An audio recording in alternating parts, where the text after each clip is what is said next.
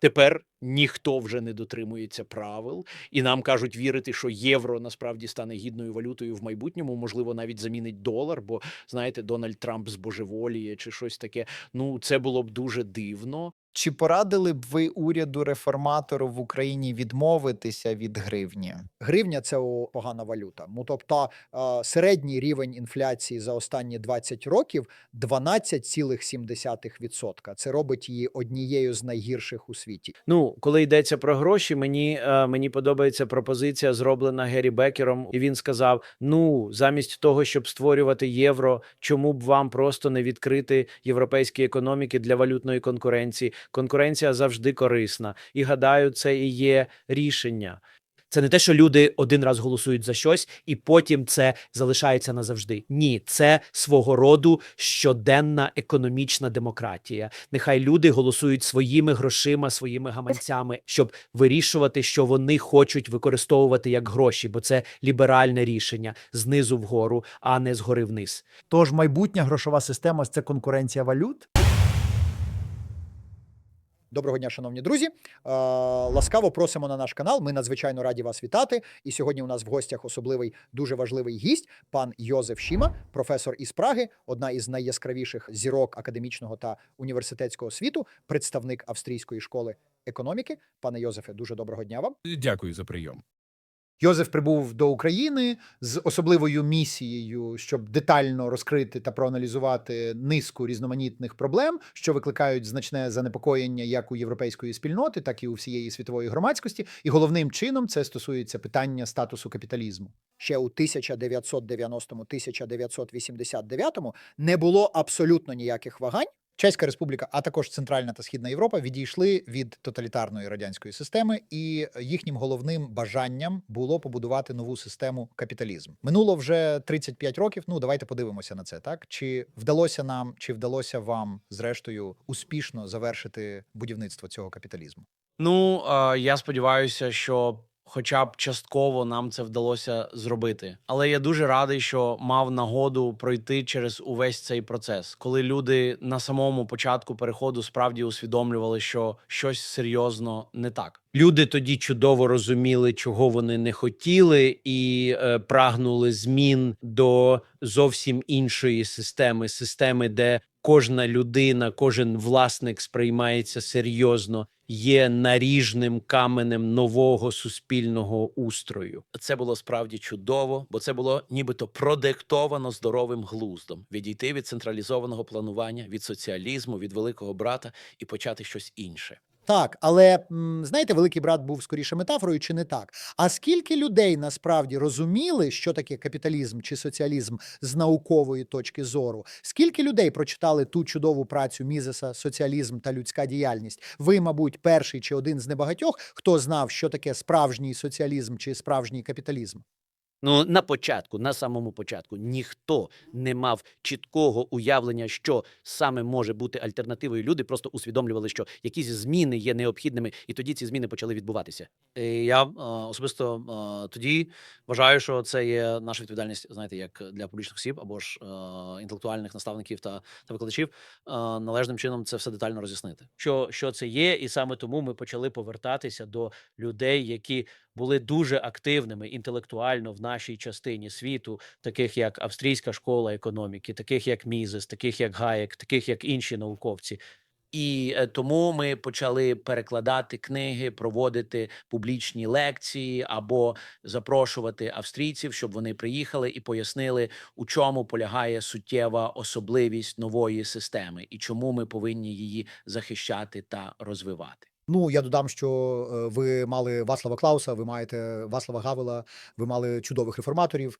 І якщо проаналізувати перехід від централізованої планової економіки до вільного ринку, до демократії, до членства в Європейському Союзі, наскільки значним був елемент австрійської школи економіки в реформах? Наскільки практичною виявилася ця теоретична база знань? Я думаю, що вплив був справді дуже значним. І ви раніше питали, чи є люди, які обізнані або добре знають австрійську школу, Гаєка та Мізеса. Я сказав, що їх небагато, але Клаус, безперечно, був одним із них. І саме він вперше згадав цих видатних вчених. Він говорив про них як про натхнення для переходу, приватизації, для всього. Тож найімовірніше, я тоді ще зовсім молодий студент вперше почув про Мізеса і Гаєка саме від Клауса. Отже, у цьому він відіграв надзвичайно важливу роль. А міністр приватизації пан Єжик був насправді тим, хто здійснив переклад Гаєка ще за комунізму, і це було зроблено, так би мовити, нелегально. Ну, тобто у нас були, скажімо так, або самі австрійці, або політики, які були дуже прихильні до Австрії при владі. Але це було, знаєте, ніби рамка, ніби наукове підґрунтя. Але чи мала австрійська школа, як тоді, так і зараз, якісь конкретні практичні рішення та рекомендації стосовно монетарної політики, стосовно діяльності центральних банків? Чи усвідомлюють вони, я маю на увазі, чи усвідомлюють особи, які приймають політичні рішення, принципи австрійської школи економічних циклів, для того, щоб належним чином інтегрувати Чеську Республіку або країни Центральної і Східної Європи в оновлену структуру Європейського Союзу? Ви знаєте, люди, які зараз є впливовими політиками, принаймні деякі з них, вони вже обізнані з цим питанням. Вони вивчали, скажімо, австрійців, і тому це якимось чином відображається у процесі формування політики. Не йдеться про те, що ви завжди чули б про Мізеса, коли обговорюєте питання монетарної політики, але ви обов'язково зустрічали б журналістів, а також членів правління Ради Центрального банку, які насправді певним чином мають уявлення про монетарну політику і наше глибоке розуміння цієї політики, яке ми формуємо, застосовуючи австрійський погляд. Тому, безумовно, надзвичайно важливо усвідомлювати, що ці концепції існують вже протягом тривалого часу, і вони, незважаючи на те, що їхній вплив може здаватися спочатку невеликим, мають значний спрямований вплив на розвиток. Знаєте, той період, початок 2000-х років, ви ж представник австрійської школи, так? Ви вивчали Мізеса, Гаєка, анархокапіталізм. Чи виникали у вас якісь занепокоєння стосовно вступу Чеської Республіки до Європейського Союзу? Як ви взагалі тоді сприймали Європейський Союз, який, безумовно, не був моделлю вільного ринку? І він ніколи нею не був. Але водночас, 25 років тому, Союз був набагато більше схожим на цю модель, ніж тепер. Так. Отже, знаєте, моя позиція 30 років тому звучала так. Насправді є певний простір для цих нових потенційних держав-членів, щоб вони могли діяти в проєвропейському дусі, але не обов'язково заковувати себе рамкою Європейського Союзу. Так що, тому що у всіх цих країнах, чи то Чехія, чи то Польща, чи то Словаччина, в певний момент там був такий реформаторський дух робити набагато більше, ніж те, що можна реально зробити в рамках Європейського Союзу. Тож я тоді вірив, що може бути якась золота середина для деяких країн, які хочуть реформуватися якось швидше і очікують вищих темпів зростання в майбутньому. Але цього не сталося. Ми приєдналися до Європейського Союзу і стали його частиною. Так, це частина Заходу, по суті. І таким чином це набуло надзвичайно великого політичного значення, а також мало величезну економічну важливість, і загальний розвиток подій був, в принципі, цілком задовільним. Наш рівень життя протягом усіх цих років збільшився більш ніж у 2 рази. Знаєте, у мене є друг, який написав книгу, де він сказав, якби мандрівник у часі побачив, скажімо, Прагу, Братиславу чи Любляну, знаєте, 30 років тому, і зараз він був би вражений, як трансформувалися міста та країни. Тож це, безумовно, у підсумку історія успіху. Один з ключових дискусійних пунктів між нами, австрійцями та інтервенціоністами, полягає в тому, що вони дотримуються ідеї, що саме через уряд, урядові витрати, урядові інвестиції, державні закупівлі, урядове втручання відбулося зростання ВВП на душу населення або рівня життя. Ми вважаємо, що це завдяки механізмам вільного ринку, які залишаються незмінними. І якщо ми поглянемо на індекс економічної свободи, то приблизно половина країн Європейського Союзу входять до 30-ки лідерів. Тож, як ми можемо пояснити українцям, людям по всьому світу, чи це заслуга уряду, який дав результат, чи це вільний ринок, що, попри всі зусилля уряду, все ж таки спрацював? Для цього вам дійсно потрібно усвідомити, як саме відбувається генерація багатства. Ми ж не стаємо багатими лише за рахунок якихось витрат. Отже, витрати не є рушійним фактором процвітання. Ви можете приймати дуже нерозумні рішення щодо того, як саме витрачати кошти, і ваш валовий внутрішній продукт може навіть певним чином зрости. Але але ви будете ставати біднішими. Отже, ви повинні усвідомити, що для створення процвітання, для генерації багатства необхідна змістовна економічна та виробнича організація. І тоді виникає велике питання: як саме ви організовуєтесь, що ви виробляєте і яким чином. Ми знову повертаємося до аргументу Мізеса про економічний розрахунок. Вам просто потрібно усвідомити і чітко зрозуміти, що ви маєте навчитися за допомогою цінового механізму та безпосередньо самих цін, як стати максимально корисним для ваших співгромадян у контексті спільної економічної діяльності та виробництва. Це саме тому ми почали рухатися до меншого перерозподілу, починаючи десь з початку 90-х років. Це абсолютно точно. Але уряд справді все ще дуже великий. Він занадто великий. І саме тому ми не зростаємо, скажімо, на 6%, а розвиваємося так само, як Німеччина та Франція, що, погодьтеся, все ж краще, ніж зовсім нічого. Але, знаєте, ми були б набагато продуктивнішими, чехи, словаки та поляки, якби економіка була більш підприємницькою. Ми зараз стикнулися з проблемою, пов'язаною з Маріо Драгі, одним із представників так званої Deep State Євросоюзу. Він визнав, що це не спрацювало. По суті, Європейський Союз не зміг перевершити Китай та Америку з точки зору конкурентоспроможності. Що це за урок? Чи це не помста австрійської школи економіки Мізеса, Гаєка за те, що їх так довго ігнорували? Ну, бо коли колишні очільники центральних банків, як Драгі, кажуть вам, що щось не так, ну це, мабуть, справді дуже погано, так? Отже, як австрійці зробили би або запропонували ці пропозиції реформ десь півстоліття тому чи щось подібне? Адже це очевидно абсолютно всім. Саме ці етатисти, ну, часто мейнстрімні економісти, політичні діячі, вони не бажають робити жодних змін, допоки це можливо. Їм подобається статус-кво, але, зрештою, неможливо уникнути наслідків дурної економічної політики, безвідповідальних державних витрат. І саме тому зараз навіть Драгі та європейські, ви ж знаєте, соціалісти кажуть, ну гаразд, можливо, це вже справді трохи забагато. Тому ми повинні обов'язково провести реформи. Інакше, ви ж розумієте, країни просто стануть банкрутами. Ні, країни підуть. По суті, Європейський Союз може втратити свій статус як економічний блок країн. І саме це є питанням. З одного боку, ми все ще бачимо цю прихильність до економічної свободи, до захисту прав власності. Вони входять до топ-30 по всьому світу. Водночас ми спостерігаємо втрату конкурентоспроможності, коли уряд розподіляє 45-50% валового внутрішнього продукту щорічно, і ми говоримо про мільярди, трильйони доларів, то, звісно, це вже не є та ринкова структура чи бізнес-цикл, як їх описували австрійська школа та Мізес. Це більше схоже на планову економіку. Вам насправді не потрібна якась надто складна теорія. Просто подивіться, куди рухаються люди, куди переміщуються компанії. Тому, наприклад, ми не бачимо великого напливу, знаєте, високотехнологічних фірм до Європи. Отже, тут, безумовно, щось не так.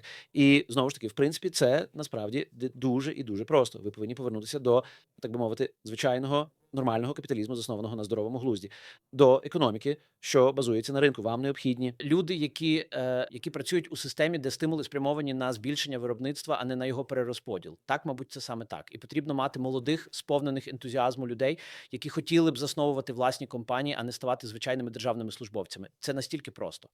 А хто є сьогодні найбільш завзятішими, зацікавленими сторонами, тими, хто найактивніше просуває і захищає ідеї капіталізму? Це бізнесмени, підприємці, молоді люди, чи, може, представники академічних кіл? Як ви? Де ви бачите цих основних рушіїв, цих двигунів, які забезпечують рух у напрямку капіталізму? Ми постійно бачимо цих людей в таких місцях, де уряди зовсім не функціонують, або ж там, де країни стикаються з цією величезною кризою. Так само, як колись у нас були дуже завзяті прихильники ринкової економіки в Чеській Республіці приблизно 35 років тому, чи щось подібне. Тож тепер ми, можливо, бачимо їх у таких місцях, як Аргентина. Можливо, у вас є такі люди тут, в Україні, ви є досить бідними, ви хочете розбагатіти, ви хочете стати схожими на нормальну, порядну, капіталістичну країну. Люди, які прагнуть змінити своє майбутнє, вони мають бути освічені, справді добре освічені в хороших школах. Тож скрізь потрібні зміни. Тобто люди бачать, що стара система не дає їм надії на майбутнє. Байдуже, чи то йдеться про студентів, про бізнес і так далі.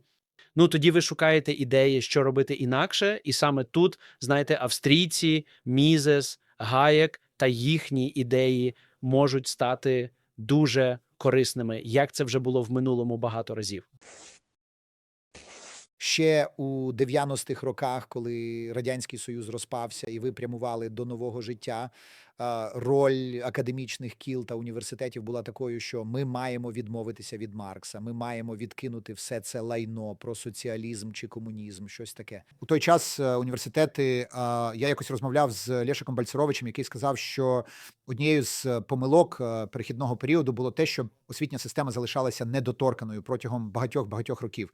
Її було збережено, законсервовано. І більша частина економічної освіти була зосереджена навколо економікс, Семюелсона і подібних речей, що було дуже далеко від економічної науки, якою ми її зараз знаємо. Чи відбулися якісь зміни протягом цього періоду часу? Чи зараз академічний університетський рівень більш підготовлений, щоб надавати практичні рекомендації, як і куди рухатися Від того, де ми є, до вільного ринку і до капіталізму. Я думаю, це цікава і дуже важлива ідея, що академія повинна бути незалежною від політики. Це має бути свого роду альтернативне джерело влади і так далі, що загалом добре, але не добре починати це одразу після падіння комунізму, де всі університети перебувають під політичним впливом. Отже, у вас є всі ці комуністи, які є професорами, можливо, нічого не знаючи, а потім ви уявіть, що ви кажете їм: гаразд, хлопці, тепер це залежить від вас. Ну, знаєте, організовуйте себе самі. Що ж вони робитимуть, так? Вони будуть найбільш консервативними в найгіршому з можливих сенсів інституціями, щоб просто, знаєте, перекачувати гроші з державного бюджету до своїх кишень, навчаючи нісенітниці і роблячи це десятиліттями, так? чи Європейський Союз, чи Чеська Республіка і тогочасні ринкові економіки, що розвиваються, чи вони справді очистилися від марксизму, від етатизму. По суті, як відбувається цей процес? Ми маємо такі собі острівці позитивного відхилення, тобто у вас є такі собі проринкові, скажімо, австрійці тут і там. Але ж більшість університетів – це, знаєте, такі старіючі марксисти ще з тих старих часів. І нове покоління, яке частково навчалося на Заході, що, звісно, є певним покращенням, адже вони такі собі мейнстрімні технічні економісти, але ж це не зовсім те.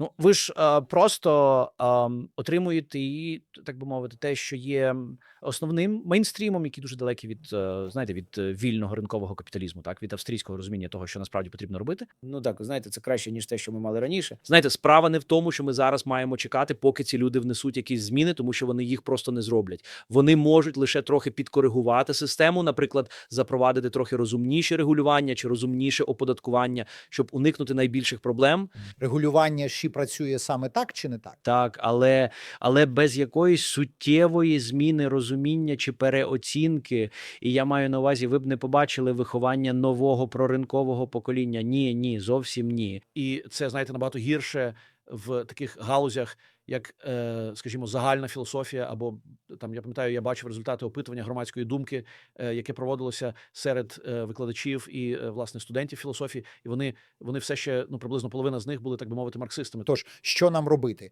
Як нам слід перелаштувати чи повністю переглянути систему освіти, знаєте, в інтелектуальній сфері діяльності, що генерує нематеріальні активи у формі знань, мережі, для того, щоб нейтралізувати вплив марксизму? Тому що в Україні у нас ситуація ще гірша.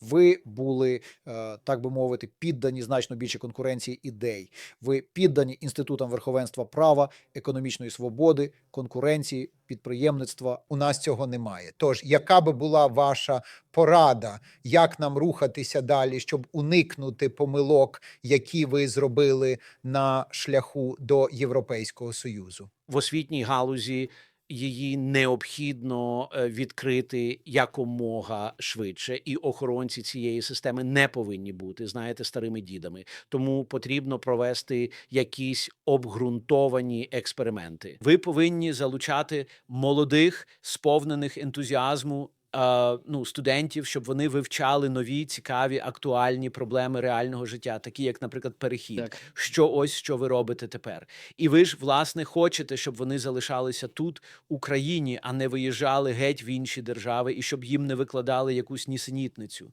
І таким чином, згодом вони стануть, так би мовити, впливовими журналістами, а також успішними бізнесменами і, можливо, навіть впливовими політиками з плином часу.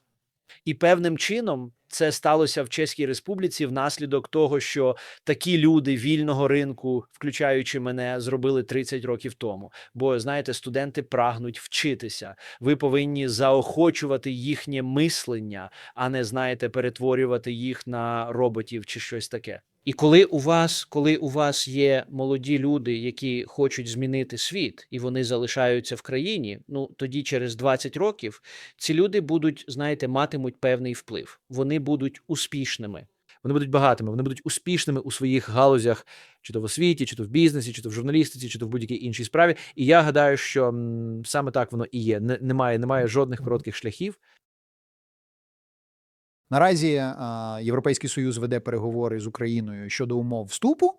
Якщо поглянути на порядок денний Європейського Союзу, він все ще зелений. Питання пов'язані зі зміною клімату, різноманітністю, інклюзією, усі ці ініціативи та концепції, які безумовно є колективістськими і які жодним чином не відповідають принципам вільного ринку. Чи бачите ви якісь конкретні ознаки того, що ця тенденція починає змінюватися?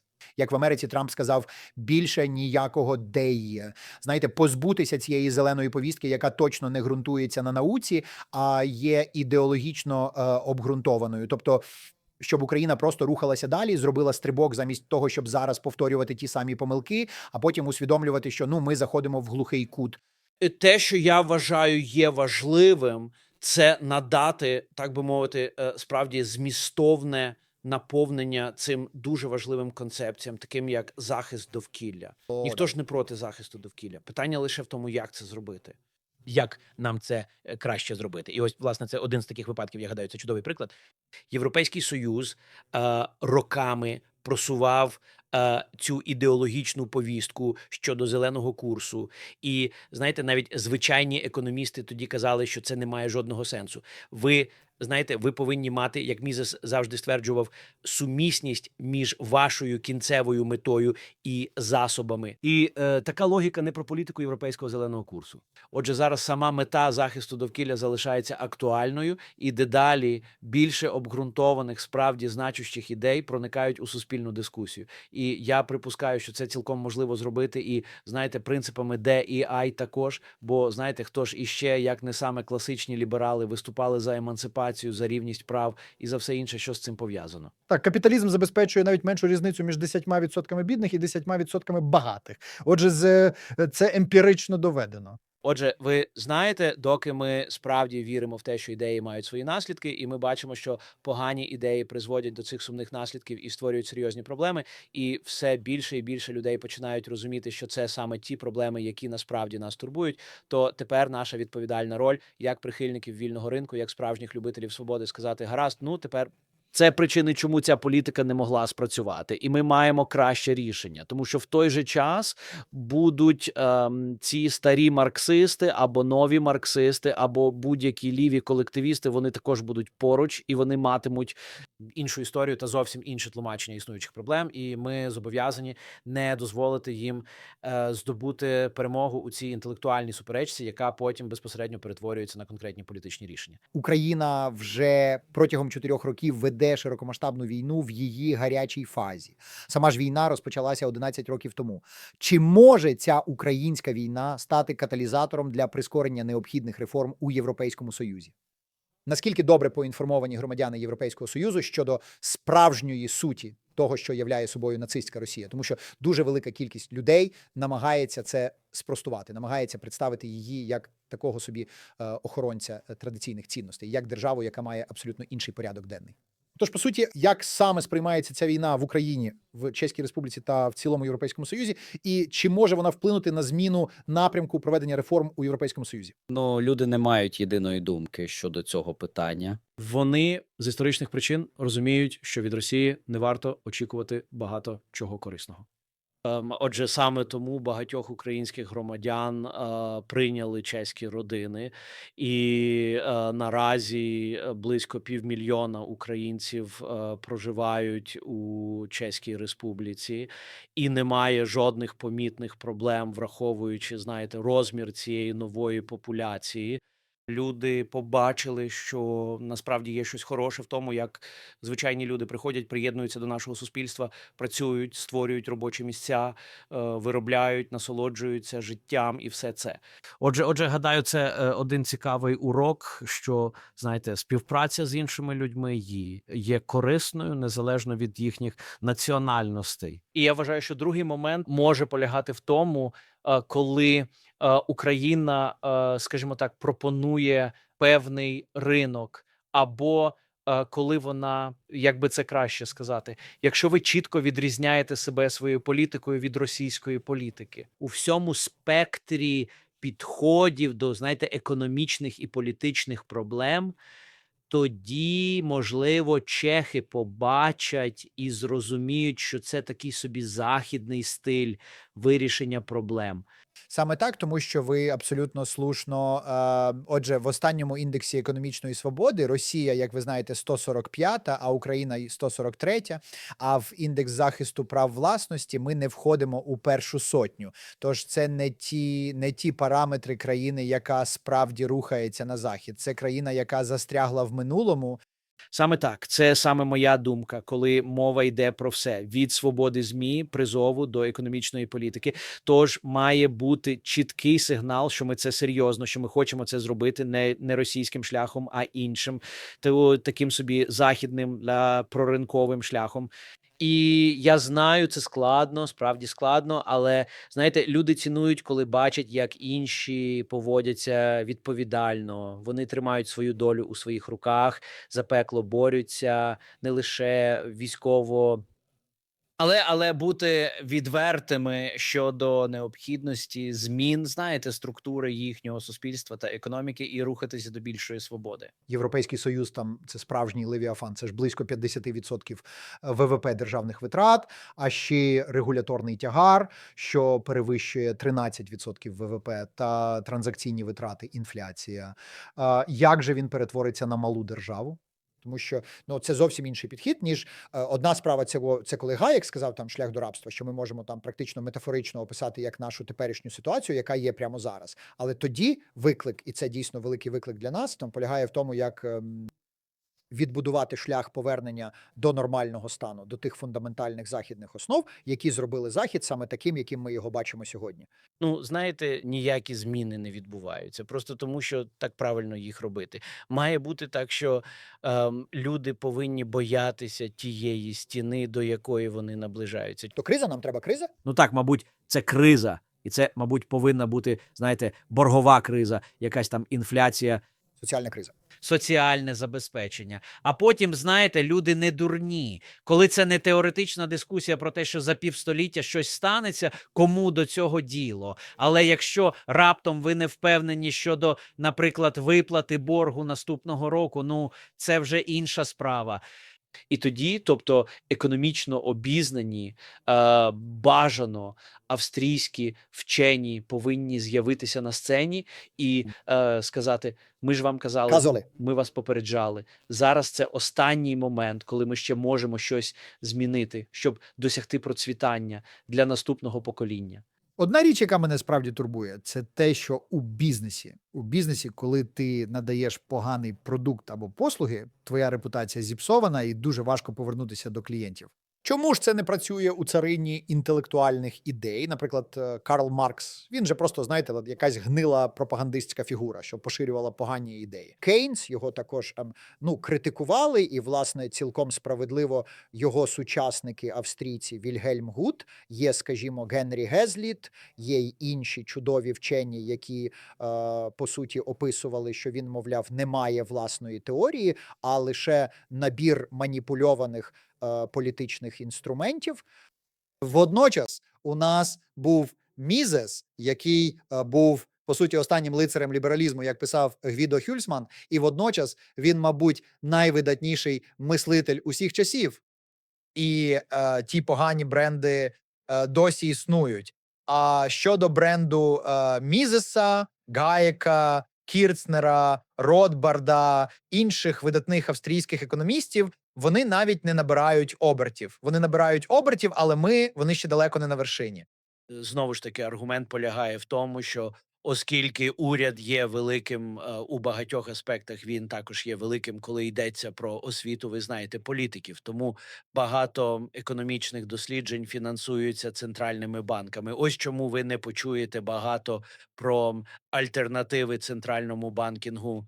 З очевидних причин. Тож, якщо у вас є люди, які критикують дії центральних банків, вони знаходяться поза центральними банками, і вони часто поза, так би мовити, провідними академічними установами, знову ж таки, з очевидних причин.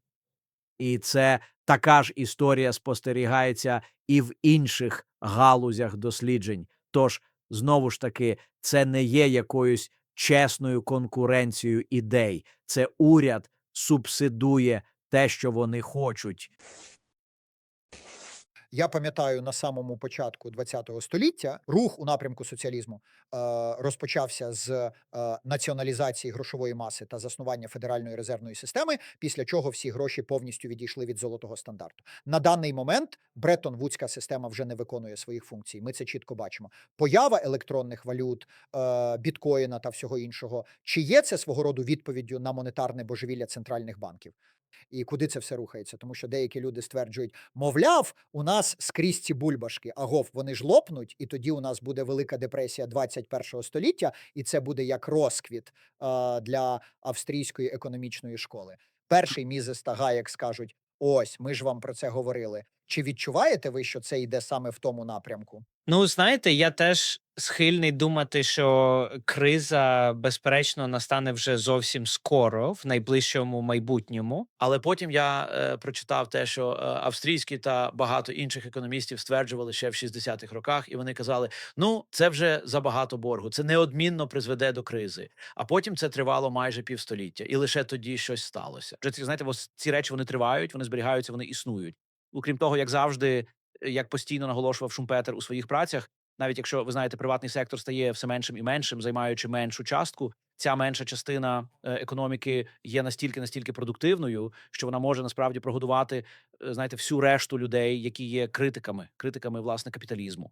Отже, існує якась ця величезна продуктивність, що виникає навіть від найменших складових частин. Капіталістичне суспільство, яке підтримує всю цю систему. Але знову ж таки, саме тому вам потрібно мати певне теоретичне бачення того, в якому напрямку ви хочете рухатися. Не тільки тому, що криза є нагальною і наближається. Але Йозефе, це схоже на знаєш таку собі лавину, чи не так? Перша стадія ця лавина, вона як снігова куля, яка не така вже й небезпечна, так? Але якщо поглянути на параметри боргу, так це понад 100% ВВП.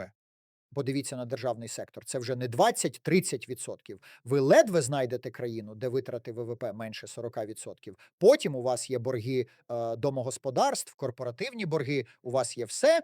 І в 90-х роках, знову ж таки, вони стверджують, що Китай був частиною глобальної системи міжнародного поділу праці, Росія, а також пострадянські країни. На даний момент усі ці прогалини були повністю заповнені. Долари вже не потрібні в такій самій кількості, як раніше. У нас є резерв, який переживає труднощі. У нас є Європейський центральний банк, і євро там теж переживає труднощі. І водночас ми знову маємо автократії та авторитарні країни бандитського типу. Тож це забагато вузлів у цей конкретний період часу. Так, я з усім цим згоден, і це здається нежиттєздатним. І загалом це нежиттєздатно. Але знову ж таки, це в минулому завжди щось траплялося. Як і зараз Китай прийшов і врятував капіталізм, і врятував нас від інфляції, бо ви знаєте, ціни впали чи будь-що подібне. Але можливо щось інше наближається. Я не знаю, чи то штучний інтелект, чи то якийсь технологічний прорив. Але в будь-якому разі, що є вирішальним, це мати якусь сталу політику, щоб не божеволіти від високої інфляції і щоб люди за неї не виступали. Ми повинні мати якийсь збалансований бюджет і не мати занадто багато боргів, і нам потрібен певний поштовх до реформування тих сфер економіки, які не працюють. Тож поверніть старі гасла про знаєте, дерегуляцію, приватизацію. І сталий розвиток, зрештою, дуже модний термін. Тож переосмислимо його трохи з точки зору змістовних економічних політик. Так, але ж ми говоримо про верховенство права, так? І коли євро було засновано, верховенство права, ми ж маємо критерії. Ми маємо цільовий показник інфляції, ми маємо бюджетні обмеження, ми маємо обмеження державного боргу. І 90% країн просто порушили ці правила. Так, так. І чому ми мали ці цілі, щоб забезпечити, що євро буде стабільною валютою? Так, саме так. Тепер ніхто вже не дотримується правил, і нам кажуть вірити, що євро насправді стане гідною валютою в майбутньому, можливо, навіть замінить долар, бо, знаєте, Дональд Трамп збожеволіє чи щось таке. Ну, це було б дуже дивно. Чи порадили б ви уряду реформатору в Україні відмовитися від гривні? Гривня це погана валюта. Ну тобто середній рівень інфляції за останні 20 років 12,7%. Це робить її однією з найгірших у світі. Ну, коли йдеться про гроші, мені подобається пропозиція, зроблена Геррі Беккером у 80-х роках. Беккер був таким собі стандартним чекаським економістом, не австрійцем, і він сказав: ну, замість того, щоб створювати євро, чому б вам просто не відкрити європейські економіки для валютної конкуренції? Конкуренція завжди корисна. І, гадаю, це і є рішення. Це не те, що люди один раз голосують за щось, і потім це залишається назавжди. Ні, це свого роду щоденна економічна демократія. Нехай люди голосують своїми грошима, своїми гаманцями, щоб вирішувати, що вони хочуть використовувати як гроші, бо це ліберальне рішення знизу вгору, а не згори вниз. Тож майбутня грошова система – це конкуренція валют? Я так вважаю. І це певним чином з сьогоднішніми технологіями це набагато простіше, ніж це було в минулому. Чи бачите ви якийсь шанс, щоб золотий стандарт був відновлений в тій чи іншій формі? Знову ж таки, банки насправді вільні створювати валюту, забезпечену золотом. Тож Так. вони можуть це зробити. Поки що здається, що якби хтось спробував, ну це б деякі люди це оцінили, але недостатньо, щоб знову перетворити золото на гроші. Ну хто я, щоб вирішувати? Так, тож Академік, професор, авторитет в австрійській школі економіки. так, але це вже справа самих людей обирати ту валюту, яку вони бажають. За що я боротимусь? Так, це за усунення будь-яких правових бар'єрів для такого роду експериментів. Тож це була б ваша порада голові Національного банку України, якби вас призначили радником. Так, відкрийте систему і дозвольте людям вирішувати. Які ще поради ви б дали українському уряду, якщо він хоче перейти до вільної ринкової економіки? Ну, дивіться, я знаю, що вносити будь-які зміни є політично дуже складним питанням, але якщо з'являється вікно можливостей, щоб дерегулювати щось або ж вивести державу з процесу надання цього конкретного товару чи послуги, то зробіть це до того, як це вікно можливостей зачиниться. Я думаю, це, мабуть, головний урок, який ми винесли з нашого чеського перехідного періоду. На самому початку люди були цілком готові до значних змін, і деякі справді великі зміни відбулися. Але, знаєте, якби цих змін було, скажімо, втричі більше, ми б зараз, знаєте, були б набагато швидше зростаючою економікою. Це було б понад $50,000 на душу населення, я гадаю. Тож просто не чекайте, поки все буде готово для вашого великого плану. Воно ніколи не буде готове. Робіть це, якщо у вас є, знаєте, люди в цьому конкретному бізнесі, або ж зацікавлені сторони, готові до змін. Робіть це, робіть швидко. Чи є вікно можливостей для Європейського Союзу, чи буде воно існувати через 10-15 років, і за яких умов, тому що іноді є Брексіт, який був болючим, і в той же час зараз ми бачимо, що дуже багато країн перебувають під великим тиском, як Франція, Італія, Німеччина, Греція, Іспанія. І тому немає одностайності в тому, як інтерпретувати те, що відбувається. Водночас країни Балтії, скандинавські країни, країни Центральної Європи в деякому сенсі знаходяться в набагато кращому становищі, ніж старі європейські країни. Тож зараз це більше схоже на клуб. Ні, я знаю, що це не так, але в певному сенсі більше, ніж раніше. І вони зараз змушені змінювати деякі політики, переглядати певні політики. І я думаю, саме тому важливо мати країни, що прагнуть реформ під егідою Європейського Союзу. Тому для України важливо стати членом щоб продемонструвати, знаєте, західний напрямок своєї політичної та економічної орієнтації, а потім, можливо, разом з країнами Балтії, Чехією та Польщею просувати реформи, щоб зробити Європу такою, якою вона була задумана, як економічний простір без бар'єрів. Після Другої світової війни у нас був Ерхард, у нас були вчені, які були тісно пов'язані з австрійською школою економіки. Потім був період, коли були Рональд Рейган і Маргарет Тетчер, хай як був, зі своїми книгами, і вони були дуже терплячі, просуваючи австрійську школу економіки всупереч усім перешкодам. Які зараз шанси, що такі заяви, такі постаті такого калібру з'являться в Європі? Зараз у нас є Хав'єр Мілей, який є надією всього світу, і всі стежать за ним, бо він там внизу, і він ніби намагається врятувати капіталізм, щоб побачити, чи працює він Україні, яка була зруйнована соціалістами протягом 70 років. А ніхто не очікував, що Мілей буде успішним і переможе. Тож, знаєте, те саме може статися в Європі. Можливо, у нас будуть лідери-реформатори, які ініціюватимуть зміни. І я, знаєте, не буду називати імен. Я нікого такого не бачу. Що я бачу, так це небезпечних націоналістів, які зараз приходять до влади або набирають її. А між іншим, весь проект Європейського Союзу полягав у ліквідації небезпечного націоналізму та націоналістичної економічної політики. Тож це все ще є небезпекою, і ми маємо переконатися, що Європейський Союз буде тут, щоб слугувати основою для спільного розвитку. Сподіваємось, у проринковому напрямку. Але як це зробити? Ну, ніхто не знає. Гаразд. Отже, через 10 років, якщо, скажімо, провести опитування, скільки, на вашу думку, людей знатиме про Мізеса порівняно з тим, що зараз його, можливо, знає лише 1%? Ну, я сподіваюся, що більше, тому що те, що ми бачимо, знаєте, Мізес і Гаєк є серед тих інтелектуалів, яких навіть через роки чи століття, знаєте, після їхньої смерті читають і вшановують люди, тому що ці ідеї є істинний незалежно від політичних, економічних та історичних обставин. У цьому вся краса австрійської школи. Вона пояснює, як функціонує суспільство, і це ніби вічне, це назавжди.